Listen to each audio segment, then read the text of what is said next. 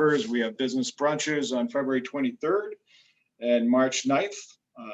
March 9th, focusing on leadership changes here in Massachusetts and different key economic development agencies. And the 23rd, we're going to take a look at Massachusetts incentives from the competitiveness point of view. And we, on March 30th, will be featuring a regional spotlight. This is part of a series of events that we hold at Mass Econ. This time we're focusing on Northeast Massachusetts, and so we would welcome everybody to attend that. And we have a deeper dive on the question of incentives, where we'll be taking a hard look at Massachusetts incentives and really conveying to the audience, how they work. And we'll be featuring a panel at that point as well.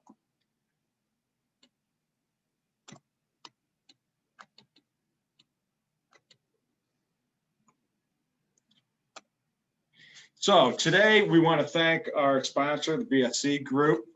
BSC Group is a longtime member of Mass Econ and is really a leader here in the region in providing engineering-oriented services that support large infrastructure projects and land developments as well. So we're very pleased to have BSC Group, a great member, serving as sponsor of this event as well. So just to give you an idea what to expect here this morning, after this initial introduction and welcome, I will yield the floor to Dr. Mark Melnick of the UMass Donahue Institute, who will take us through an overview of the Massachusetts economy, what it looks like at the moment, and looking ahead a little bit. And then we will go to the panel discussion, and I'll be noting our panelists in just a couple minutes. And we're very pleased to have Sean O'Brien of the BSC Group, President and CEO, who will be moderating that discussion. And then we'll have a Q&A session. And so just some ground rules at the outset in terms of how that will work. So after our moderator, Sean O'Brien, takes us through some initial questions and we hear some initial input and insight from our panelists, we will go to the audience for a Q&A. And so as you develop questions for the panels, the easiest way to do it is just to use the chat room function here at the bottom of the screen, as you will see, and just type in a question, and then our moderator, Sean O'Brien, will be able to see it. But another way you can do it is doing a hand raise function. That's also a function that's available to you. And we'll be assisted in all this with my colleague, Annie O'Connell, who will,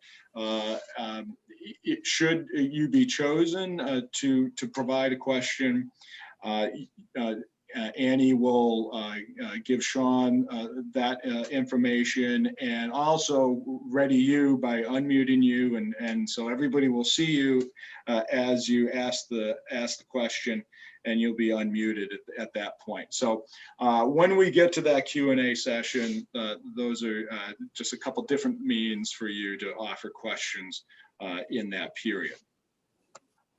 So very pleased to start this with this overview presentation by Dr. Mark Melnick of the UMass Donahue Institute. And again, the Donahue Institute is great supporter of participant in a lot of our events, and UMass is one of our member organizations, so we're very pleased to feature them. Last year at this time, actually just a little bit earlier in the year, we were able to feature one of Mark's colleagues, Dr. Michael Goodman, UMass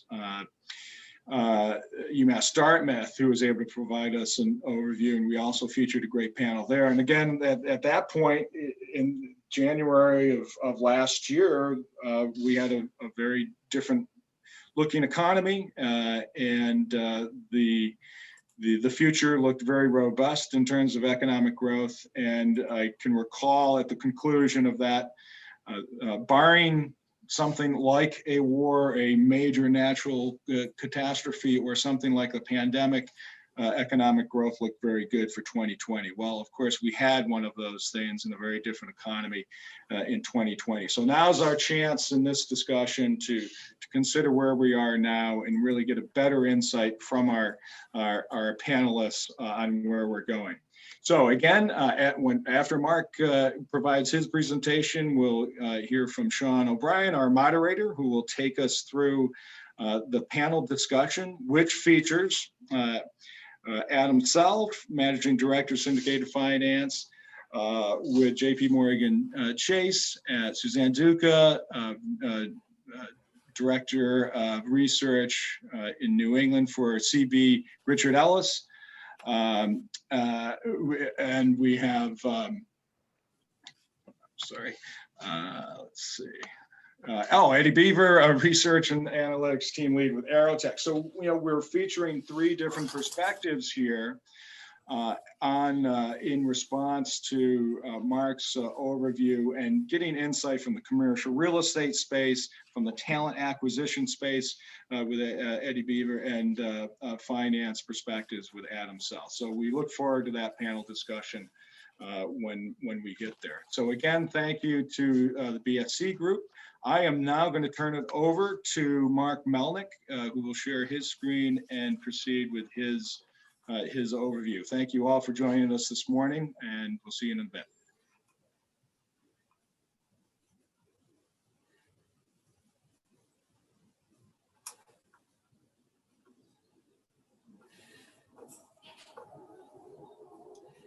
All right, sorry about that. Good morning, everybody. When MassEcon shared the list of participants for today's event, it was nice to see all the names and all the familiar names and friends and colleagues from over the years of doing this kind of work in Massachusetts, and disappointing to not be all together in the same space. At the same time, I really commend MassEcon and some of the others in this space, AIM and others who have done such a nice job of continuing to keep this policy in economic and other challenges that Massachusetts is having in discussion and bringing together folks from around the state to talk about these important things. Pete mentions at the top about last year when Mike was with this group, and it said things have been going good except for these handful, unless these handful of terrible events occur. Similarly, around this time last year, I was doing what my staff affectionately refers to as the road show, and I joked that this was getting boring because the presentation was mainly the same for over a year. And so be careful what you wish for when it comes to economic change and the kinds of challenges that we're faced with now. So when Pete first reached out, I asked him, how long do you want? This roadshow has been as long as an hour and as short as 15 minutes. And so I have 20 minutes to talk. There's a lot on the cutting room floor from when I really normally talk about these things. And obviously we can deal with some of it in the Q&A, but what I try to do is really sample those things that I think are really important and interesting at this precise moment right now, because we are faced in a really unique set of challenges for the state right now. And also an interesting period because we're both seeing the increase of the virus, the risks that it's presenting to the economy, but also this area for hope right now, because with the vaccine in distribution, what that might mean for the economy going ahead. And then these big public policy questions about what the future of work is going to look like in Massachusetts. So with that, in my presentation today, I'm going to talk really briefly about what the Mass economy was like before COVID-19. Then I'll pivot to talk about what COVID-19 has done to our local economy, and deal a little bit with the state's positioning for recovery and some of the remaining question marks going ahead. So first, before the pandemic started, what did Massachusetts economy look like? Well, for this audience, this is a population that knows quite well how strong the Massachusetts economy had been before the beginning of the pandemic, and had been for quite a while. This first graphic is a map of population growth across the US between 2010 and 2019. And I've shown this in a few different ways in a few different presentations. Sometimes it's just a table of the Northeast or bar charts in the Northeast. But one of the things I want to highlight here is that, pre-pandemic, Massachusetts stood out as one of the few states in the northeastern part of the US that was growing in any substantial way. Most of the population growth in the United States had been in the Sun Belt area, Southeast, Southwest.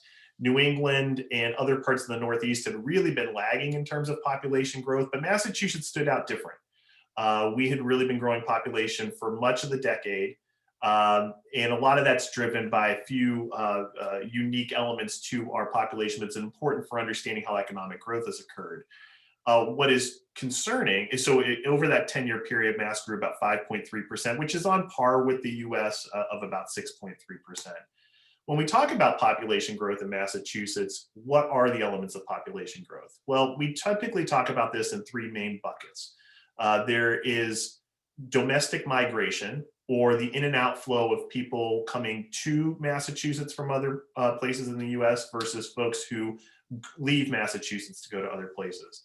We have our natural increase, which is the balance of birth minus death. And then we have our international migration, or the balance of people who come here from outside of the US versus people who leave the United States. The reason why I set this up and talk about this is because Massachusetts really has a very unique story when it comes to population growth over the last, really throughout the 21st century, in that it's really been driven by international migration. When we look at the elements of population change in Massachusetts, our natural increase has been somewhat flat. We are positive. We have more births than deaths in a year, but that number is getting closer to zero. Part of that is a function of the fact that we have an older state relative to most of the US, although young compared to New England.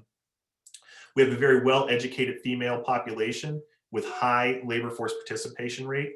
This leads to delayed family creation and smaller family size. So in general, our natural increase is pretty flat.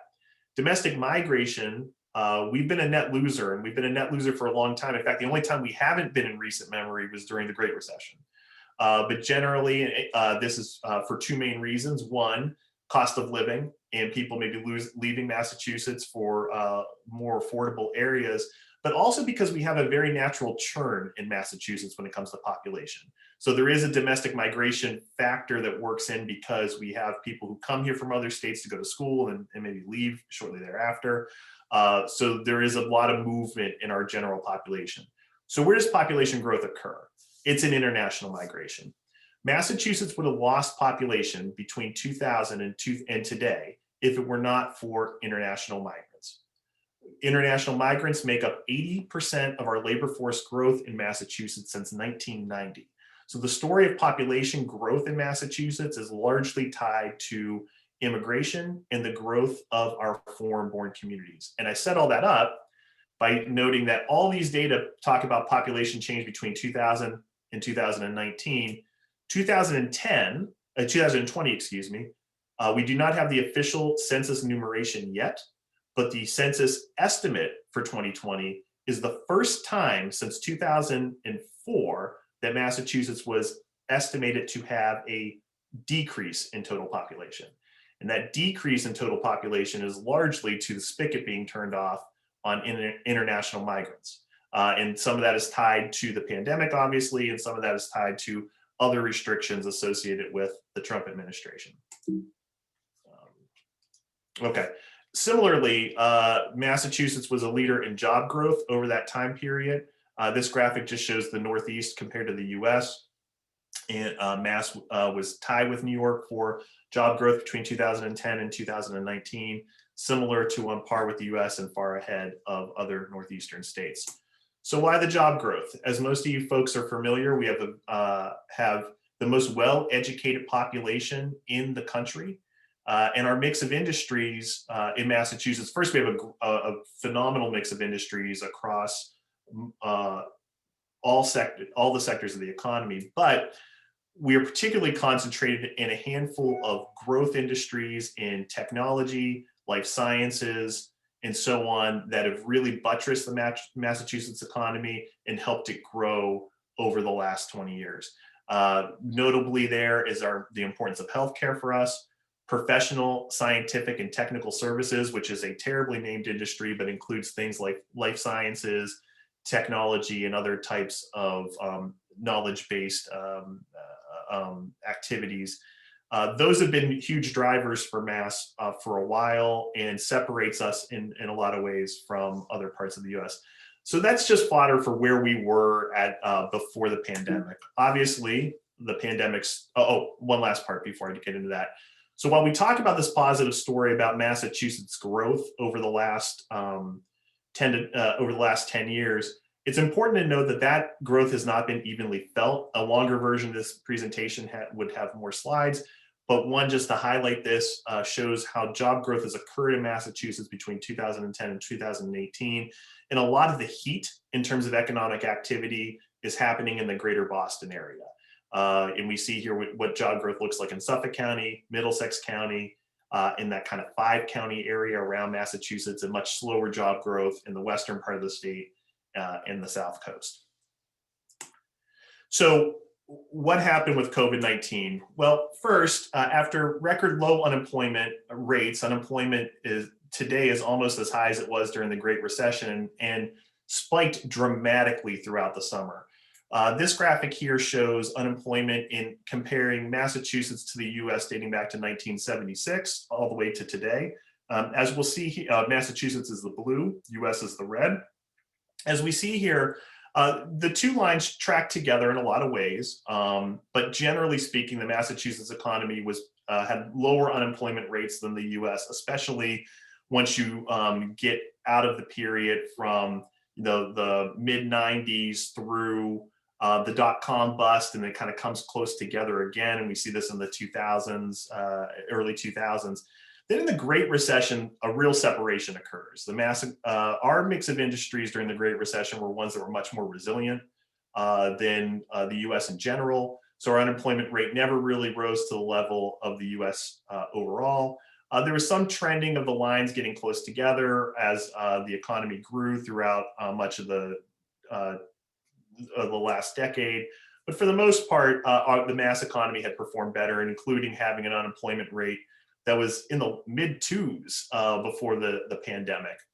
Then all of a sudden we have this dramatic increase as the economy shuts down. Massachusetts spent most of the summer with the highest or one of the highest unemployment rates in the country, including peaking somewhere around 18% in the middle of the summer. Today we're at 7.4% compared to the US unemployment rate of 6.7. So the economy has recovered. It is some of the reduction in unemployment rate is from people dropping out of the labor force, so that's not a great thing. But we have seen job creation over the last couple of quarters, which has definitely been a positive thing as we start seeing elements of recovery. Similarly and related, initial unemployment claims have vastly exceeded those during the Great Recession and all other previous recessions. This graph here dates back to 1987 and really looks like a heart monitor when it comes to initial unemployment claims, and usually hovering at a similar level, and you can see where the recessions occur and when the unemployment claims come up. But the COVID-19 initial unemployment claims were outrageous and like nothing we had ever seen before. At its peak, the highest amount of unemployment claims in a week was 181,000 in Massachusetts. The peak during the Great Recession was at 25,000. So it's a completely different kind of universe. To date, we've seen over 2 million Massachusetts residents apply for unemployment insurance, either through the traditional means of UI or some of the supplemental versions of UI that were made available after the pandemic, including unemployment insurance for gig workers and people who weren't paying into the uninsured system before. So imagine Uber drivers and that kind of thing. What sectors were hit the hardest? I've been playing around with different ways of demonstrating this graphic. It obviously looks like a lot of this data point. It looks like a lot of spaghetti here, but what I think is important here is, first showing the trend line of how the amount of employment had changed between January of 2019 through March, and obviously it's a pretty consistent experience for the industries, but then this dramatic decrease for a few industries. The most notable is leisure, hospitality, and food services. Job losses in this industry have been massive, and we've seen some level of recovery. The other industry that's been hurt dramatically during the recession is the nondescript other services. And other services include industries or activities like nail salons, barber shops, massage therapy, dry cleaners. So it's a smaller industry than leisure and hospitality, but it works under the same basic principle of face-to-face interaction and services that are provided directly to individuals. Neither of these are very high-paying industries, and they're ones that have suffered massive job losses. And while we've seen elements of recovery, they're still way behind where they were at the beginning of the recession. Other places for positivity, though, mining, logging, and construction, which is the super sector that I'm sorry for that, with the Bureau of Labor Statistics. Construction is mainly the main employment source in Massachusetts. And while that cratered at the beginning of the pandemic, we've seen significant gains in that industry as activity has picked up in construction. But overall, the most hit industries are food services and other services. I touched on this a little bit, and I'll touch on it a little bit more in a second. But while all industries have lost jobs in Massachusetts to some extent, this has been a very unequal recession in terms of who has been impacted demographically and what the profile of those workers are. We've seen a lot of industries losing massive numbers of jobs, particularly in low wage sectors of the economy, like food services, like other services, like I noted, and it reflects back in terms of who the unemployment claimants are. So for example, if we look at the upper left, before the pandemic, 60% of unemployment claimants were men, 40% were women. Today, it's during the pandemic, 48% men, 52% women. Part of this is a mix of industries that are experiencing layoffs. Part of this is also what we've seen a lot popularly talking about this as a C-session and some of the pressures on women in the household to provide care for family members, helping with in-home schooling for kids. So we see this gendered element. In terms of race, we see a similar thing. Our gray bars show the share of the labor force by race and ethnicity. The yellow shows the share of claims. So what's important here is to show the share of claims being elevated for Black and African American and Hispanic and Latino during the recession. 65% of claimants to date have less than a bachelor's degree, and more than 60% of the claimants earn less than $700 a week on average. So we're seeing this as a recession that is impacting people of color, women, low-income residents, and what is not on the graphic, but is also young people. The share of folks 35 and under who are applying for unemployment insurance is significantly elevated from pre-pandemic levels. This has led the Washington Post to write an article during the fall about this being the most unequal recession on record. And they developed this really cool graphic showing job losses across the last 4 pandemics across the quartiles, quartiles of earnings. And what we see looking at the 1990 recession or the 2001 recession is a certain level of equity or equality in how who is being impacted by a recession by income. We see in the 2008 a little bit of separation between highest earners and lowest earners.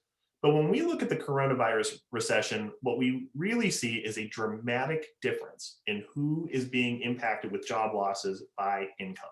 Highest earners, for the most part, are not experiencing significant losses, and it makes sense. A lot of folks in knowledge-based industries are able to do their jobs remotely and have been able to continue on with work as usual. Where low-income earners were much more likely to be laid off, and we see the ramifications here. This has massive public policy implications as well as we step into 2021 and we think about issues of housing insecurity, because folks who are most likely to be housing insecure are folks who are renters and lower income, who tend to be lower income earners.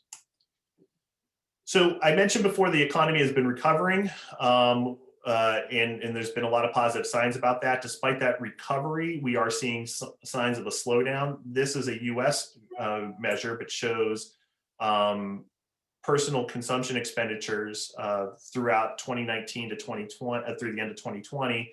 We see the crater where the pandemic begins. We see the incline as the economy opens back up, but we see the slowdown as we get to the tail end of 2020. And there's a few reasons for this. One is naturally the resurgence of the COVID-19 outbreaks and retightening of some restrictions in the economy overall.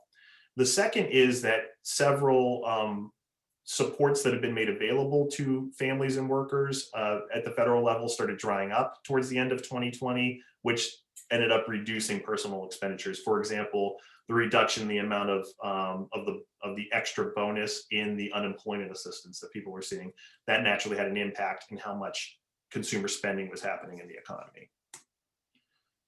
This came out in our most recent index release for mass benchmarks, but stronger employment growth in the fourth quarter accounted for stronger preliminary growth estimates for our state GDP. The growth in state GDP has been kind of spastic over 2020. We see the decline during Q1, the dramatic decline in Q2, the dramatic increase in Q3, and then the slowdown that we're experiencing in Q4. We did grow in Q4. Some of the slowdown in the growth is expected because you could not continue to grow at 33%. But what we're seeing here is that in Massachusetts, we've seen, we did experience decent job growth in the fourth quarter, which is at least a continued positive, but the slowdown is there. And I have concerns about the first and second quarters until the vaccine kicks into circulation. 8 months into the job recovery, we're still short nearly 350,000 jobs statewide compared to our February peak. That's been slowly, that gap has been slowly decreasing, but that's where we stand today. I'm still playing around with how I want to use some of these data, but one of the cool things that the Census Bureau came out with shortly after the pandemic started was 2 new data sources. One was a household pulse survey, and the other was a small business pulse survey.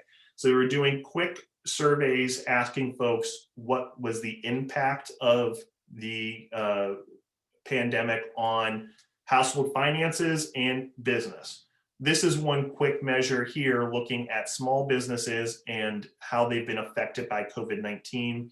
What I think is important here is looking at Massachusetts on the top, US on the bottom. And generally what we're seeing here is that small businesses in Massachusetts are reporting having more negative impacts and effects than the US overall. Small businesses affected nationwide, but the effects have been more pronounced in Massachusetts and a little more volatile. And I think one of the reasons for that has been, I think to the credit of state government, is Massachusetts has been a bit more aggressive with its shut down, but then a little slower in its ramp back up. So that naturally had some ramifications on the economy. So that was our slow recovery of, in terms of unemployment, but then also these experiences of small businesses. Lastly, and while I know this is more of a business crowd, I'd be remiss if I didn't address a little bit about some of the socioeconomic and demographic things that we've been seeing as it relates to the pandemic in Massachusetts. This first thing here looks at the positivity rate by municipality in Massachusetts. So this is the cases per 10,000 residents. And this is as of February 4th, 2021. We have been producing this map and related scatter plots since April. And one of the reasons was we saw some of this initial data about where the pandemic was occurring in Massachusetts. And what was really striking to us was, one, its concentration in the East, and two, its concentration in urban areas, particularly our gateway cities. So places like Lawrence, like Chelsea, like Brockton, like New Bedford, Fall River. And what it raised for me and other members of my staff was, boy, we know all these challenges in gateway cities. It'd be interesting to look at this a little bit closer. What are the demographic characteristics of communities with high outbreaks of COVID-19? What were some of the things that we saw? Well, first, that having high concentrations of crowded housing in your community was closely associated with elevated COVID-19 rates in a community. And that finding was statistically significant. So if you had a high concentration of more than one person per room in your house in a community, that community was much more likely to have elevated elements of cases of COVID-19. So it wasn't so much density. And so there's a lot of conversation about cities and people are going to move out of cities because of density. And obviously an infectious disease will interact with living in an urban area. But the more important issue was people living in overcrowded housing. And that's an economic issue. And more importantly, an affordability issue when it comes to housing in Massachusetts. So we were talking about housing affordability a year ago. And we're still talking about it because it ties back to life chances and the social determinants of health in general. And those issues were there before the pandemic, and the pandemic shines a brighter light on it today because of the populations who have been most impacted. What was very interesting for us when we looked at this analytically was also to take a look at our COVID-19 outbreak in Massachusetts and compare it to a redlining map from the 40s. And they were the same map. And so it's amazing that the policy decisions from 80 years ago, 70 years ago, would still have implications today in terms of social determinants of health and what was happening with vulnerable populations. Lastly, on that point, in Massachusetts, a lot of our COVID-19 death is white death. And a part of that is because a lot of old white folks have died from COVID. What's important, though, is that if we held the age constant within death in COVID-19, what we find is that the incidence of death is elevated for communities of color. So the gray bars show the crude death rate by racial group in Massachusetts, and the blue shows the age-adjusted death rate if we held age constant. So for Black and Hispanic, the death rate goes up dramatically when you discount how many old white folks were dying of COVID, particularly at the beginning of the pandemic. So I'm going to stop there, but I just want to highlight a couple of the big questions facing us going ahead. First is the condition of state and local budgets for fiscal 21 and beyond. Everybody in this room would be intimately familiar with the pressures on state budgets and what it means to services for people in Massachusetts. That is only going to be enhanced going ahead as we continue to be concerned about tax collections and so on. Mass Benchmarks recently, in our most recent board note, implored that the federal government step in and provide direct aid to state and local governments. Housing instability, I used to have the eviction moratorium as point 2, now it's housing instability. Mass has done a lot to try to help folks who are housing insecure since the pandemic started, but that is an important thing from a public policy perspective to track between now and the second half of 2021 while we wait for the economy to recover. What happens with new economic stimulus packages going ahead? Which industries are poised to recover and what's going to struggle? We're going to talk obviously about real estate, but what is the future for ground floor retail? And these are going to be big questions going ahead. And then obviously existing public policy and infrastructure issues. We were sitting here a year ago talking about housing costs and transportation in Massachusetts. Those issues are still there. And but COVID has gotten a lot of the attention recently. And whenever this pandemic is over, those challenges will still remain. And how do we deal with those? So with that, I will stop there and look forward to answering any questions and the conversation that happens after this.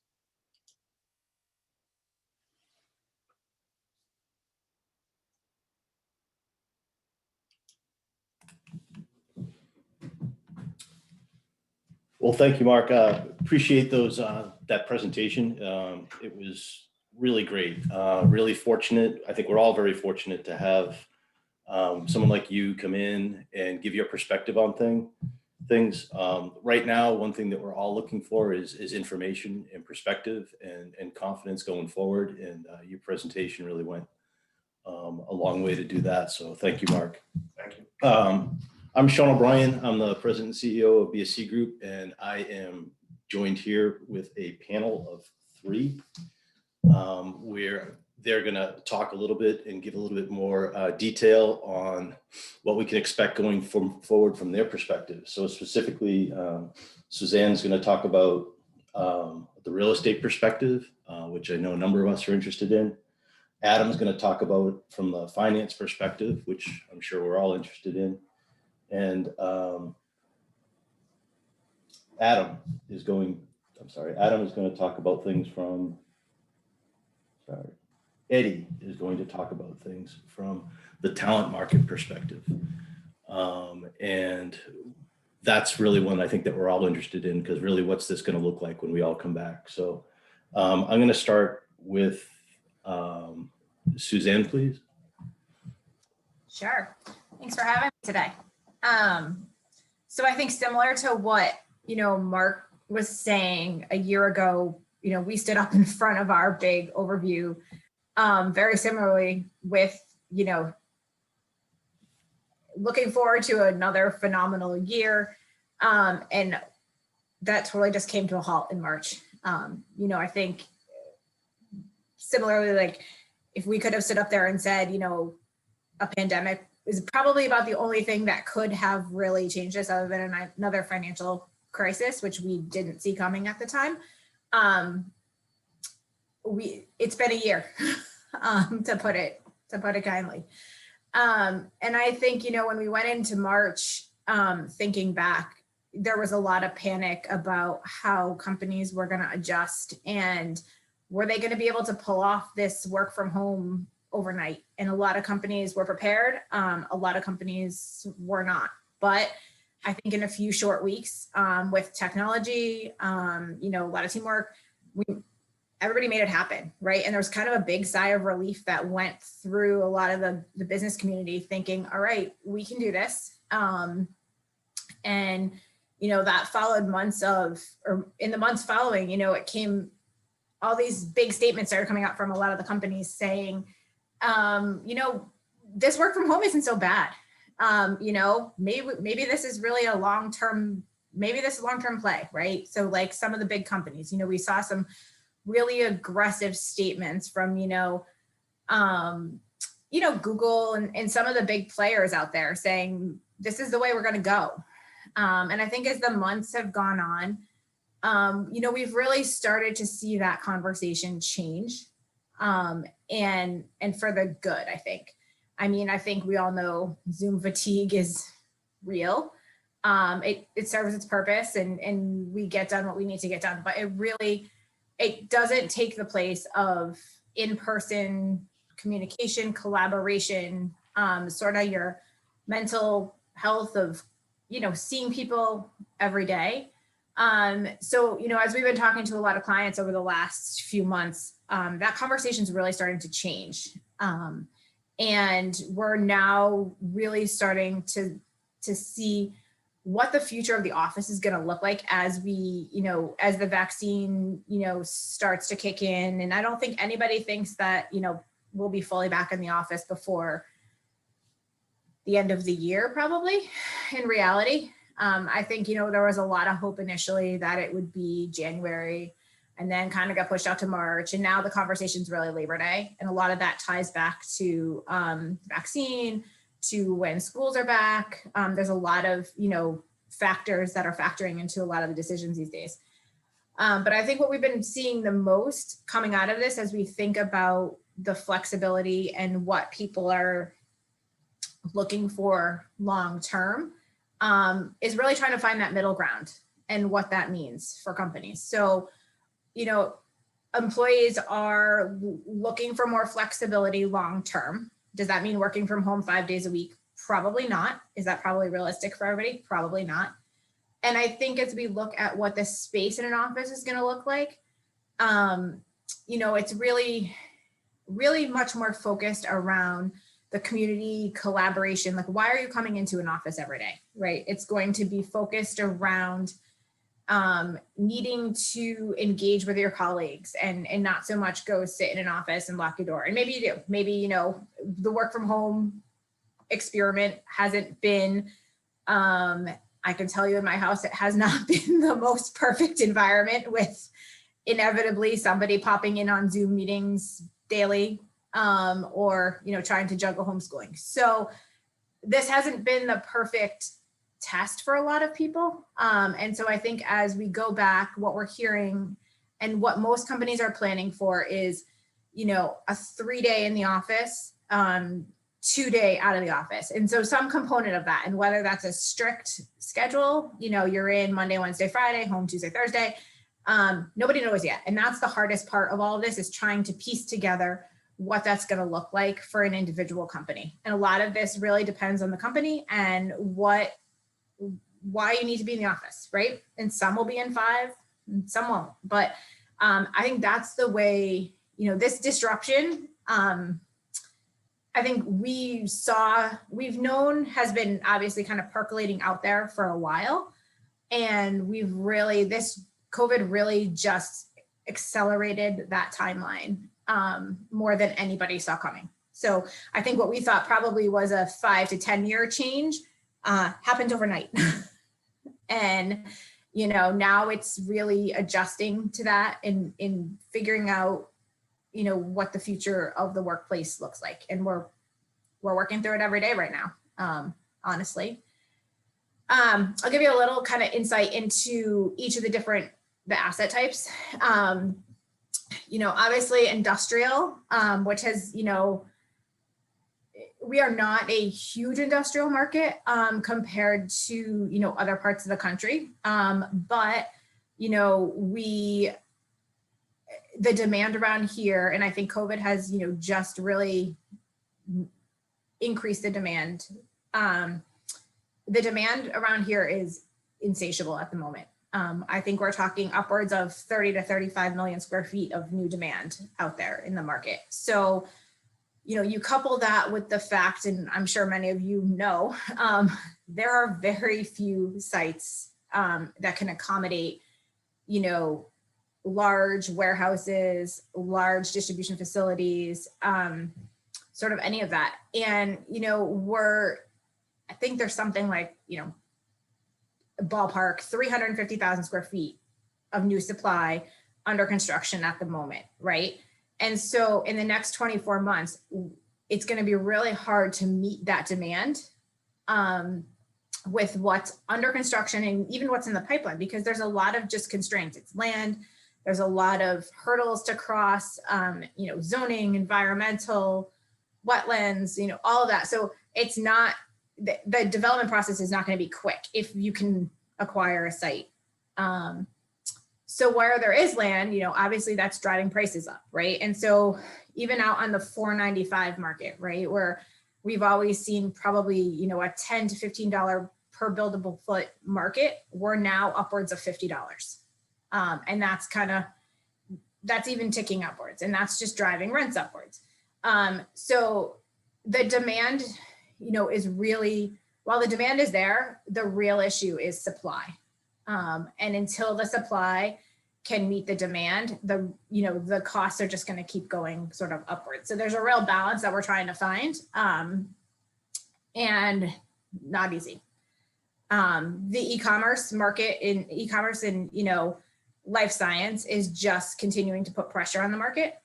So that's, last mile, Amazon has taken down millions of square feet in the industrial market, but they're not alone, right? And so, you would think in a land-starved market, potentially one of the solutions would be conversions. And so, we're starting to see, some big box retail or mall retails, thinking about doing conversions, but not even on a big scale yet, like you are in some other markets. There's a couple, but I think one reason for that, honestly, is that the retail market in Boston, or I should say Massachusetts, is really not doing that poorly. And I mean, obviously it's been hit by COVID, the food and beverage industry, but on a whole, the big picture is not suffering, I think, as much as people think it is. And so, scooping up a mall right now is not just an option. And then there's also, immense demand for life science and multifamily conversion. So you're really competing for both at this point. And there's just not a lot of options. Looking at office, I would say, you know, when we went into this, we were kind of at some all-time highs for rents, all-time lows for, you know, vacancy. We were on a 10+ year probably stretch of growth. And I think, you know, when COVID hit, everybody was expecting rents to start really dropping quickly, specifically downtown, as, you know, the city became, you know, empty overnight, really. And even now when you walk downtown, it's still quiet, still really quiet. But to that point, the companies that have been, you know, that all went remote, they're all, I'm not gonna say all, the majority are doing well and are, you know, are successfully working from home. And so they've been able to pay their rents. And so landlords are holding tough. I think we saw rents drop about 20 cents year over year last year downtown, which, you know, I think the expectation out of the gate was probably 10% we would see. And we haven't yet. I would say that the expectation is we'll see that drop more this year, but then start to come back. I would say that, you know, for the last year, most of the decisions that people have been making about their real estate have been, you know, really driven off lease expirations. So, you know, in the last year, if you didn't have to make a decision, you didn't. You're waiting. And then I'm sure most of you have seen the news about Amazon's, you know, commitment to the seaport. And so after this new building that they're going to put up, they'll occupy about 1 million square feet. And I think that sentiment alone has really changed the conversation downtown about, you know, wanting to be back in the office. It's just like an added boost of confidence right now that the office is here to stay. So one other note on the downtown market, I would say, you know, initially we got hit really hard with sublease space coming back on the market as companies kind of panicking and trying to figure out what are we going to do with this extra space, you know, all that. I would say the last couple of months, we've really started to see companies pulling back on that space. And I think that's a really good sign for the market that people are confident that they're going back to the office. I think there was a little bit of testing the waters, but also they're going to use it for their own growth, right? And they're starting to plan for the future now. So I think that's a good sign. Suburban market has kind of remained healthy, which is great. I think initially there was a lot of discussion about sort of that hub and spoke model and putting a suburban outpost kind of, you know, separate of the city. And we really haven't seen that come to fruition yet, but the suburban market has its own strong demand. And I would say one point of note there is that the occupancy levels in the burbs have kind of hovered around 20% in the last few months. In downtown, they've been around the 6 to 7% mark. And I think that's really simply people are just more comfortable driving to the office, not having to use elevators right now. There's more space to spread out. So, you know, the suburban market is reasonably healthy, you know, going forward. And I think we'll continue to see it just strengthening from there. And then my last asset type is the one that everybody's been talking about, life science. And, you know, obviously we've been the hotbed of life science in the Cambridge market for years. But in the last couple of years, we've really seen that, we've really seen the perimeters expand, you know, to the seaport and really now out to the burbs. And the demand is just crazy. I think that, you know, COVID has really just, you know, there's a lot of companies around this area that are involved in the COVID, you know, the therapies, the vaccines, all of that. But beyond that, you know, it has just really ignited the demand even further. And so the talent pool in the suburbs is very attractive to most of these companies. And while the real estate is still pricey, there's still a really large delta from being, you know, in Cambridge or the seaport. So I think one of the big things to watch in life science is sort of the demand coming from the manufacturing side of that world.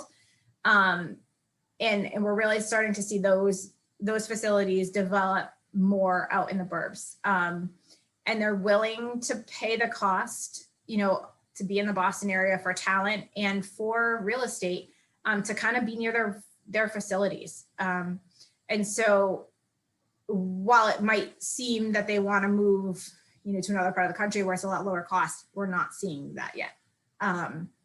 Suzanne, there's we got to jump to the other two. Okay. There's an awful lot on real estate for sure. I could talk all day.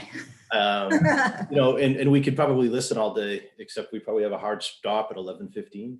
Yep, I'm good. So great job. And you got, everybody here has got some tough questions, but the disruption to the office and the way we work is something that can't be understated, but isn't it amazing what we can do when we have to?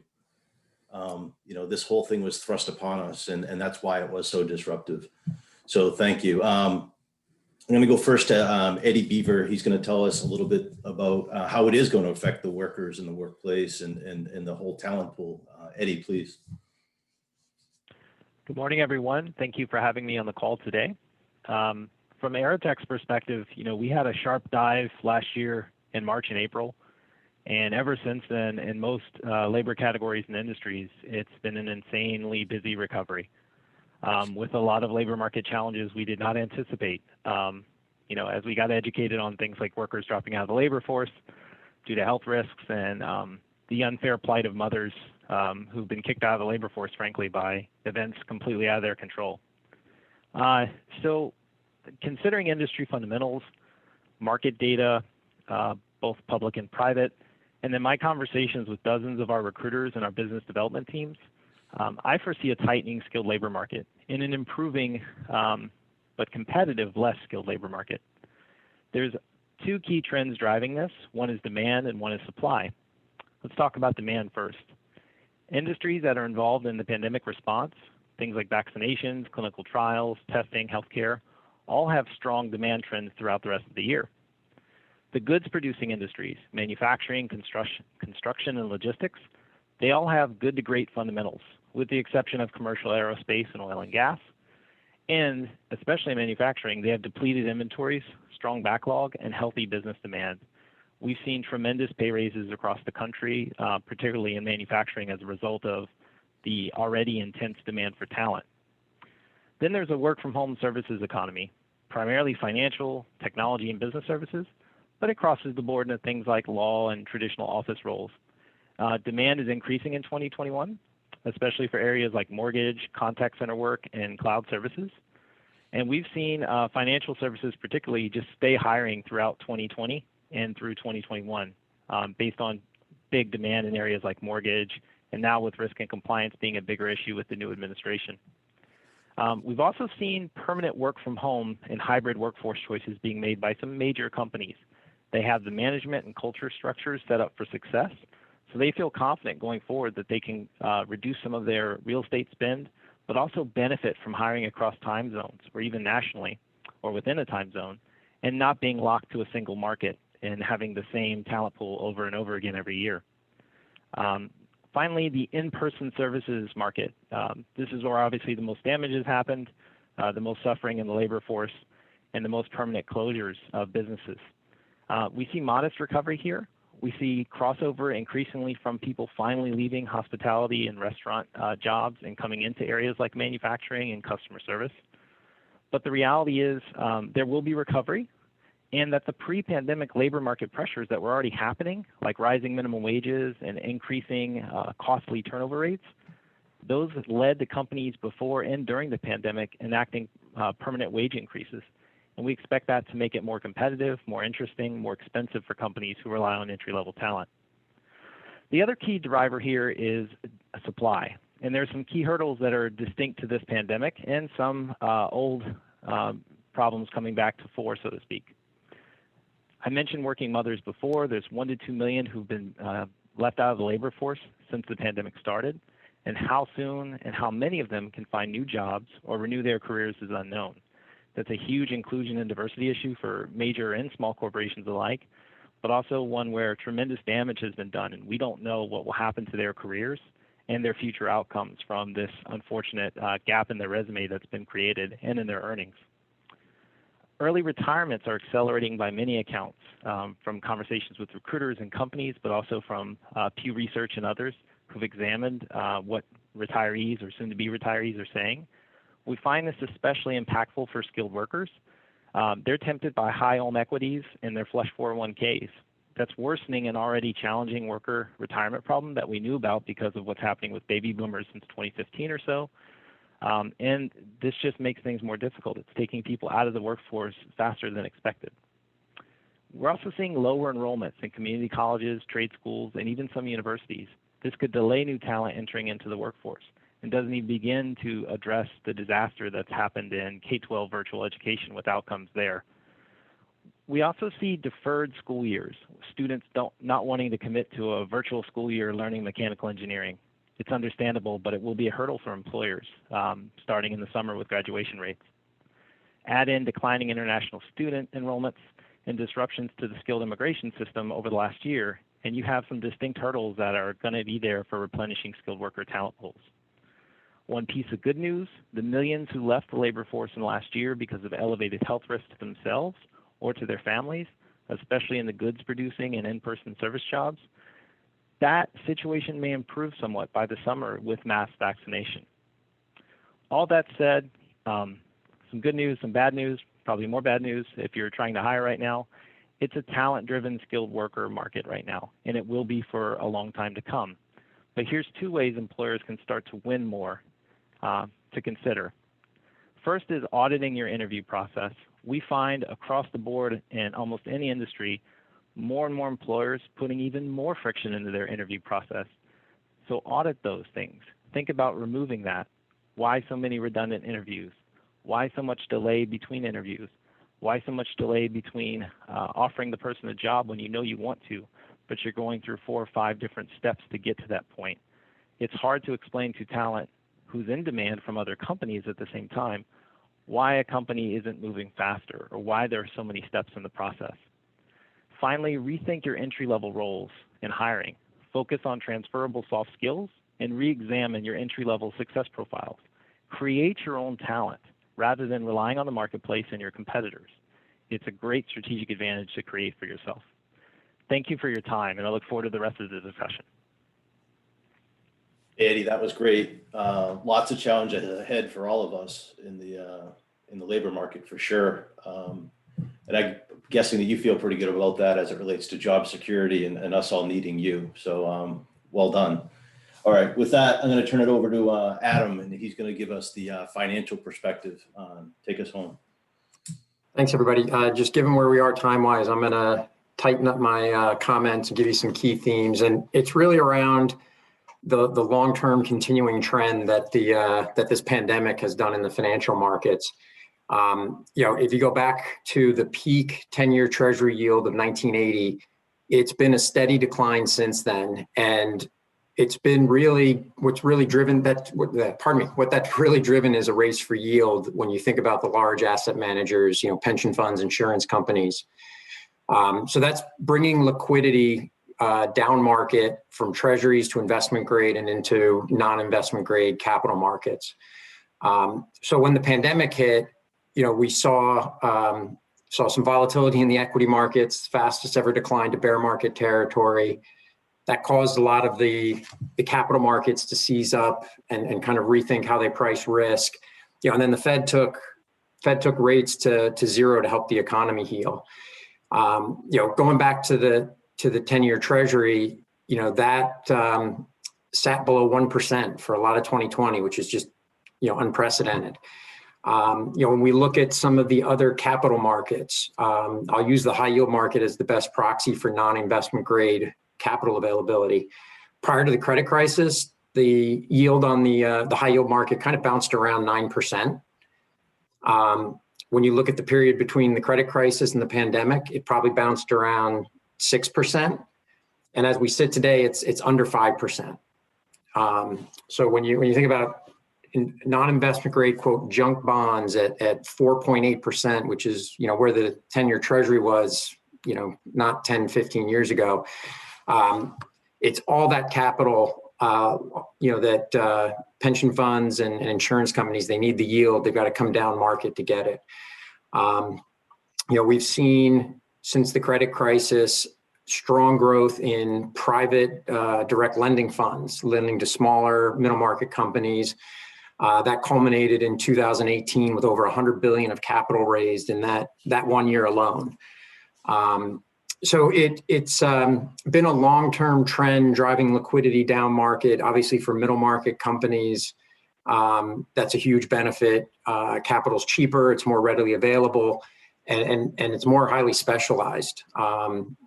In any of these direct lending funds, there's companies that need turnaround recovery financing, working capital growth. So it's led to an abundance of capital for middle market companies. Some of the stats for what the pandemic drove. For example, the high grade bond market, which the previous record prior to 2020 was $1.25 trillion of issuance. 2020 was $1.75 trillion, so $500 billion more of money looking for higher yield than the treasuries were providing. Both the high yield market and the leveraged loan market, month over month, once you got past the shutdown in March, has generally been about 2x the volume. So massive amounts of liquidity. And as I mentioned, that drove the yields in those markets down by about 1% from where they were pre-COVID. All of these companies raising capital, where's that flowed? That's flowed into the banks. M&A shut down during much of the second quarter. Without that use of proceeds, companies were really just building cash liquidity to survive the pandemic. So banks now are flush with that cash, and it's a pretty favorable bank lending market right now as banks look to put that capital to work and generate yield. So ran through that really quickly given the time constraints, but a bit of a shutdown in the markets when all of this first hit, but now strong recovery and good capital liquidity. Thank you, Adam. Really appreciate that. So we just have a few minutes left. So there've been some questions that were posted to the chat, so I'm going to get right into them. One of my, I guess this first one would be from Mark. Given all of the encouraging economic data for Massachusetts, should we expect Massachusetts to recover faster than the US? And as a follow-on question to that, combining two questions, what industries might lead the way? Sure. So yeah, and one feeds into the other, and I try to address this a little bit back at Jay in the chat box, but I think there's reason to be hopeful that Massachusetts would outperform the U.S. in recovery, and I think part of it is because, as was noted, the GDP rate for us in Q4 was higher than the U.S. Growth rate, and part of that is because of our high productivity, high wage sectors. So we're thinking about things like life sciences, like R&D, like pharmaceutical manufacturing. So there are tenets within our economy that situate us quite well. And those would be the sectors, by the way, that I think would be positioned to help lead that growth. There are the question marks, of course, as there's a lot of theorizing about lower cost areas. You can do work anywhere. How important is the city in an environment like that? I think a lot of that's overstated right now, because I do think people like place, right? So I do think that there will always be primacy of places like Boston and Cambridge and so on. But at any rate, those are the industries that I think would be most relevant. I do think that we are positioned pretty well going ahead because of those strengths. Very good. Thank you. Another question from about municipalities. Any advice for municipalities who have industrial sites or existing large industrial buildings on how to maximize what demand or e-commerce space can do for a host community? So this is probably above my knowledge level a little bit, but I would say that it's not uncommon, or it's not unheard of for a large single-story building to be demoed. I think a lot of it comes down to obviously looking at what it costs to fit with new technology. A lot of the use has really changed over the years to, more robotics. And I think, there's a cost benefit analysis that has to be done. But it certainly pays to be smart about what the options are, because a lot of the users, a lot of the buildings that are out there that have been sitting, empty may continue to sit empty for different reasons. And so it's worth exploring what needs to be done to either rehab a building to bring it kind of up to the needs of the users out there today, whether that's demoing, whether that's raising the roof, a number of different, options are out there. But I think, long term, like you just really have to kind of explore with the companies that are out there and what they're looking to do. And I think that's where we've seen the biggest changes. A lot of the industrial world has turned a lot more technical and needing, different kinds of space than would have traditionally have been out there. Very good. So the last one I'll throw out for Adam and Eddie is, from a broad perspective, there's a lot of stimulus money that's being thrown out there, and for very good reasons. But what do we expect what effect do we think that's going to have on business and wages and the workforce, et cetera? Because it does beg the question, with so much money becoming available, what do we do with it to put it to good use? I'm not an economist, but I can share a couple of perspectives that, from what I do in working with companies, and also some commentary we've had from our chief economist. He's seen, a nice increase in the savings rate. So people that previously, didn't have savings, didn't have any kind of an emergency fund, now have some semblance of something, which obviously is good. During the shutdowns, there was a slowdown in consumer spending, with an economy largely driven by consumer spending. That unfortunately, those savings may not last long, because people may emerge from this and start spending again, which would boost the economy. And then, just taking it down to what we see from some of our clients, we've got a client that specializes at the lower end of furniture retail, and they've seen their customers, they went into the pandemic very concerned about their customers losing their jobs, and the implications that would have, and it ended up being a boon for them, because their clients were staying home and using the stimulus check to spruce up their living space and paying down their credit lines. So it's been an interesting dynamic on how that infusion of capital into the consumer is, can lift certain areas of the economy. Yeah, the state and local aid, if it comes through with the stimulus money, will be critical to saving workforce programs. That's frankly my, biggest pet peeve right now is if we don't save these community colleges, which were already, under pressure in manufacturing and construction and other areas, it's already hard enough for companies to find people. You start cutting training programs because of budget shortfalls, and it's going to be devastating to, getting where we need to be in this country with building more things here, having a more secure supply chain, et cetera. And that also disrupts universities with some of the programs they're trying to make in STEM. I would also say with consumer spending, we've seen tremendous increases from companies, hiring needs based on high consumer spending levels, with stimulus checks, with expanded unemployment. That e-commerce boom isn't going away anytime soon. Although obviously wealthier consumers are pretty flush already, but their home improvement projects, there's a lot of spend going out there for manufacturing companies that are producing things that people want. It's going to be a net positive, I believe, but it's something to watch out for, if the budget situation at the state and local levels doesn't improve when it comes to workforce development, which is a direct threat to econ development in terms of attracting companies. Hopefully that's not the case in Massachusetts, but it is in some other places. Thank you, Eddie, and then thanks to all the panelists. Janice had a great question, which I would encourage you all to read the answer to. Mark did answer it. But I'm going to turn it back to Peter. I just want to say I really enjoyed being here with everybody this morning. I enjoyed listening to Mark, as well as the insights from all the panelists. Peter. Yeah, thank you all so much. Eddie, Adam, Suzanne, Mark, Sean, it was a great discussion. I wish we did have more time.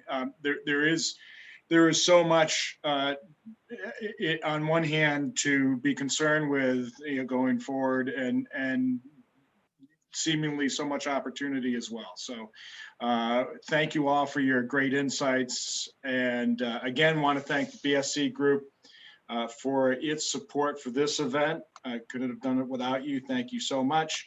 Our annual report, by the way, is available at massecon.com from 2020, and 2020 was a very active year for us in terms of our economic development activities, and it's unabated right now. There, as Suzanne noted, a lot going on in the large space sector right now, and so hopefully that portends good things for the future. And final pitch for some upcoming events as well. Feel free to go to www.massecon.com for more information. Again, thank you all for joining us today. Thank you to our moderator and our great panelists.